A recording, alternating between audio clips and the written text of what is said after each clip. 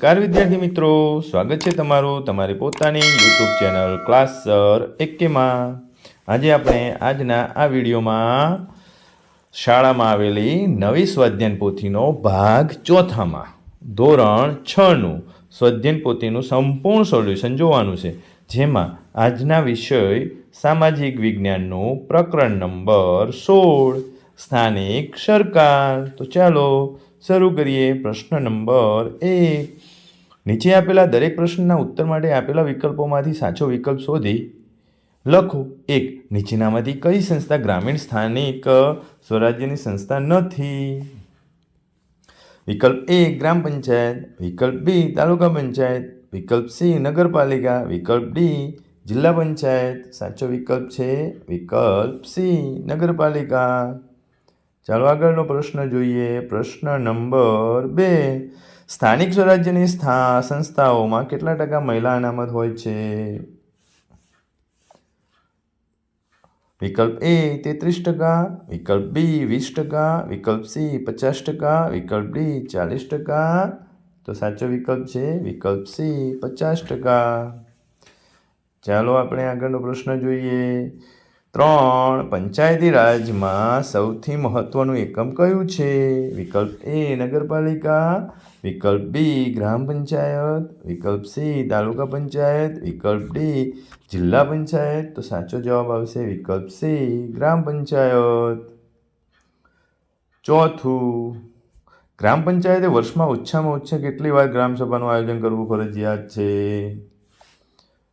જવાબમાં લખાય. વિકલ્પ A 1 વાર, વિકલ્પ B 2 વાર, વિકલ્પ C 3 વાર, વિકલ્પ D 4 વાર. સાચો વિકલ્પ છે વિકલ્પ B 2 વાર. ચાલો પ્રશ્ન નંબર 5. તાલુકા વિકાસ અધિકારીની નિમણૂક કોણ કરે છે? વિકલ્પ A તાલુકા પંચાયત, વિકલ્પ B જિલ્લા પંચાયત, વિકલ્પ C રાજ્ય સરકાર કે વિકલ્પ D કેન્દ્ર સરકાર. તો સાચો જવાબ છે સાચો વિકલ્પ છે વિકલ્પ C રાજ્ય સરકાર. ચાલો આપણે જોઈશું 6. નીચેનામાંથી કઈ સમિતિ જિલ્લા પંચાયતની સમિતિ નથી? વિકલ્પ A સામાજિક ન્યાય સમિતિ, વિકલ્પ B કારોબારી સમિતિ, વિકલ્પ C બાંધકામ સમિતિ અને વિકલ્પ D સંચાલન સમિતિ. તો સાચો વિકલ્પ છે વિકલ્પ D સંચાલન સમિતિ. ચાલો પ્રશ્ન નંબર 7. ગુજરાતમાં કુલ કેટલી મહાનગરપાલિકાઓ આવેલી છે? A 6, B 7, C 8 અને D 9. તો કે સાચો વિકલ્પ C 8. ચાલો પ્રશ્ન 8. નીચેનામાંથી સ્થાનિક સ્વરાજ્યના કયા હોદ્દાની મુદત 2.5 વર્ષની હોય છે? વિકલ્પ A સરપંચ, વિકલ્પ C મેયર, વિકલ્પ B ઉપસરપંચ, વિકલ્પ D જિલ્લા પંચાયતના ઉપપ્રમુખ. સાચો વિકલ્પ છે વિકલ્પ C મેયર. ચાલો 9. નગરપાલિકાના દરેક વોર્ડમાં કુલ કેટલા સભ્યો હોય છે? વિકલ્પ A 2, વિકલ્પ B 3, વિકલ્પ C 4, વિકલ્પ D 5. સાચો વિકલ્પ C 4. 10. ગ્રામ પંચાયતમાં અનામત બેઠકોની ફાળવણી કોણ કરે છે? A તાલુકા વિકાસ અધિકારી, B જિલ્લા વિકાસ અધિકારી, C મામલતદાર, D જિલ્લા પંચાયતના પ્રમુખ. એક પણ વિકલ્પ સાચો નથી. આમાંથી એક પણ વિકલ્પ લખવાનો નથી. સાચો જવાબ આવશે કલેક્ટર.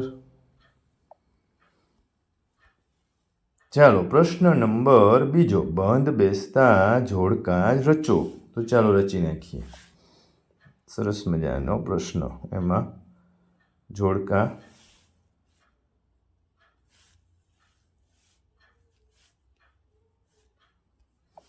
વિભાગ અ અને વિભાગ બ. વિભાગ અમાં તાલુકા વિકાસ અધિકારી એનું કામ શું છે? તો F તાલુકા પંચાયતનું વાર્ષિક અંદાજપત્ર તૈયાર કરે છે.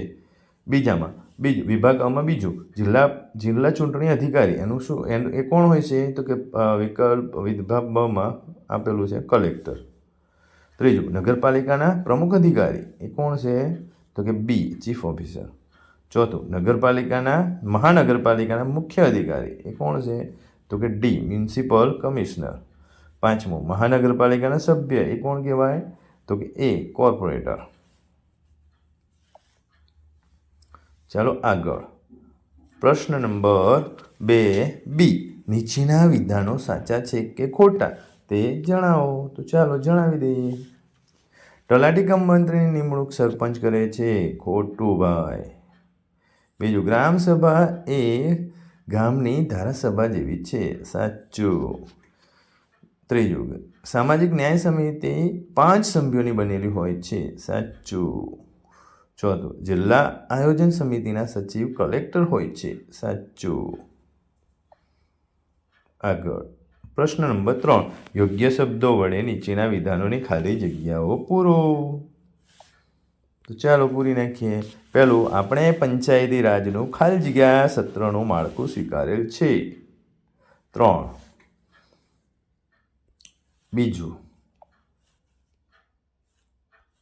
ગ્રામ પંચાયતના વડા ખાલી જગ્યા હોય છે. સરપંચ.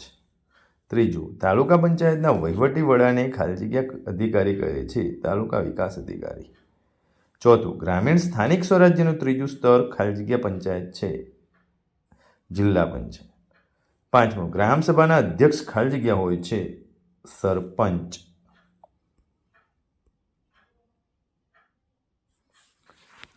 ચાલો પ્રશ્ન નંબર 4. નીચેના પ્રશ્નોના ઉત્તર 1-2 વાક્યોમાં લખો. તો ચાલો બાળકો, હું બોલું છું, તમે લખો. પહેલું, ગ્રામીણ સ્થાનિક સ્વરાજ્યની સંસ્થાઓ કેટલી હોય છે? કઈ કઈ? તો કે ગ્રામીણ સ્થાનિક સ્વરાજ્યની સંસ્થાઓ 3 છે.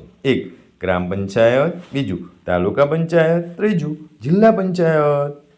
ચાલો બીજો પ્રશ્ન, શહેર સ્થાનિક સ્વરાજ્યની સંસ્થાઓ કેટલી છે?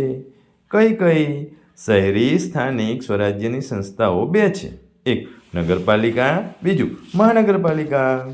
ચાલો આગળ. પ્રશ્ન ચોથાનો જ ત્રીજો, ગ્રામ પંચાયતમાં ઓછામાં ઓછા ચૂંટાયેલા સભ્યો કેટલા હોય છે? તો કે ગ્રામ પંચાયતમાં ઓછામાં ઓછા ચૂંટાયેલા સભ્યોની સંખ્યા 8 હોય છે. ચોથો પ્રશ્ન, ગ્રામ પંચાયતના કાર્યાલયને બીજા કયા નામે ઓળખવામાં આવે છે? તો કે ગ્રામ પંચાયતના કાર્યાલયને ગ્રામ સચિવાલય પણ કહે છે.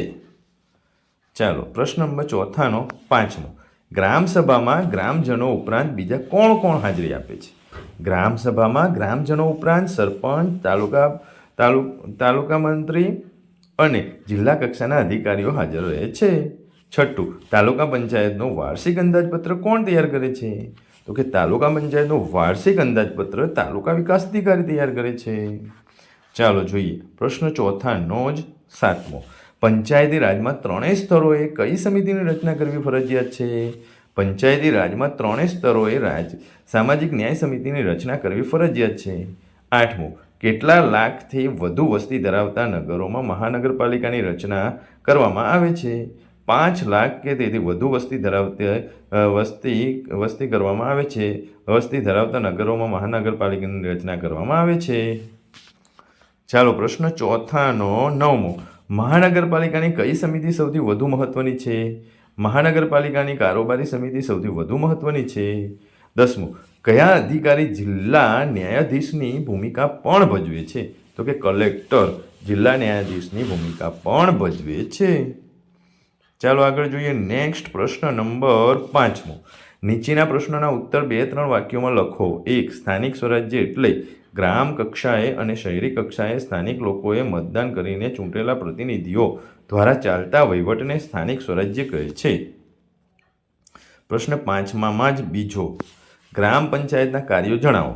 તો કે ગામના દરેક ગણને નંબર આપવા, ઘર વપરાશ અને પીવાના પાણીની વ્યવસ્થા કરવી, ગામમાં જાહેર રસ્તાઓ બનાવવા, ગામના રસ્તાઓની સફાઈ તેમજ ગંદા પાણીના નિકાલની વ્યવસ્થા કરવી. ચાલો પ્રશ્ન 5માંનો જ ત્રીજો, તાલુકા વિકાસ અધિકારીના કાર્યો જણાવો. તો કે તે ગ્રામ પંચાયતનો વહીવટ કરે છે, તે કરવેરાની વસૂલાત કરે છે, તે ગ્રામ પંચાયતના અહેવાલ, પત્રકો અને અંદાજપત્ર તૈયાર કરે છે, તે ગ્રામ પંચાયતના સૂચનોનો અમલ કરે છે. પ્રશ્ન ચોથો, જિલ્લા પંચાયતમાં કઈ કઈ સમિતિઓ હોય છે? તો કે જિલ્લા પંચાયતમાં કારોબારી સમિતિ, શિક્ષણ સમિતિ, સામાજિક ન્યાય સમિતિ, બાંધકામ સમિતિ, આરોગ્ય સમિતિ વગેરે સમિતિઓની રચના કરવામાં આવે છે. ચાલો પ્રશ્ન 5માંનો 5મો. મામલતદારના કાર્યો જણાવો. સ્થાનિક સ્વરાજ્યની ચૂંટણીઓ માટે મામલતદાર યાદી તૈયાર કરાવવી, ચૂંટણીઓ યોજવી, વિવિધ પ્રકારના દાખલા અને પ્રમાણપત્રો આપવા, મધ્યાહન ભોજન યોજવાનું સંચાલન તથા નિયંત્રણનું કાર્ય, કુદરતી આપત્તિઓ સમયે રાહત બચાવની કામગીરી વગેરે કાર્યો કરે છે.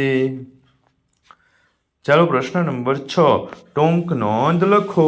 પહેલું, સામાજિક ન્યાય સમિતિ સમાજના નબળા વર્ગોને શિક્ષણ, સ્વાસ્થ્ય તેમજ સામાજિક અને આર્થિક સગવડો મળે તે એવી યોજનાઓ બનાવવા અને તેનો અમલ કરવા સામાજિક ન્યાય સમિતિની રચના કરવામાં આવે છે. તાલુકા પંચાયત અને જિલ્લા પંચાયત કક્ષાએ આ સમિતિ 5 સભ્યોની બનેલી હોય છે. પંચાયતી રાજના 3 સ્તરોએ સામાજિક ન્યાય સમિતિની રચના ફરજિયાત છે. આ સમિતિનું કાર્ય સમાજના નબળા વર્ગોના લોકોને ન્યાય આપવાનું છે. ચાલો પ્રશ્ન નંબર 6માં બીજી ટૂંક નોંધ. લોક અદાલતનું મહત્વ. સમાજના ગરીબ અને ઓછી આવક ધરાવનારા વ્યક્તિઓ, સામાજિક રીતે પછાત વર્ગના લોકો તેમજ કુદરતી આપત્તિઓના ભોગ બનનાર લોકો કોઈપણ કારણોને ન્યાય મેળવવામાં વંચિત ન રહે તે માટે લોક અદાલતની સ્થાપના કરવામાં આવે છે.